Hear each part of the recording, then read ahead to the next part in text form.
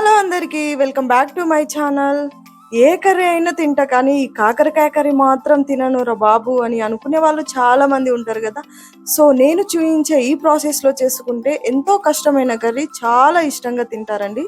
So late ఎందుకు ప్రాసెస్లోకి వెళ్ళిపోదాం. కట్ చేసి విత్తనాలు పక్కకు తీసుకోండి. స్టవ్ మీద కడాయి పెట్టి పల్లీలు, నువ్వులు, మెంతులు, ధనియాలు, జీలకర్ర వేయించుకొని జార్లో తీసుకోండి. అదే కడాయిలో 2 ఉల్లిగడ్డ ముక్కల్ని అండ్ కాకరకాయ విత్తనాలని ఫ్రై చేసి అదే జార్లో వేసుకోండి. అండ్ చింతపండు, సరిపడా కారం, ఉప్పు వేసి అండ్ వెల్లుల్లి వేసి గ్రైండ్ చేసుకొని పక్కన పెట్టుకోండి. అండ్ కడాయిలో ఆయిల్ పోసి కాకరకాయని ఫ్రై చేసుకొని పక్కన తీసుకోండి. ఆ కాకరకాయలో మనం పేస్టుని పట్టించుకోండి.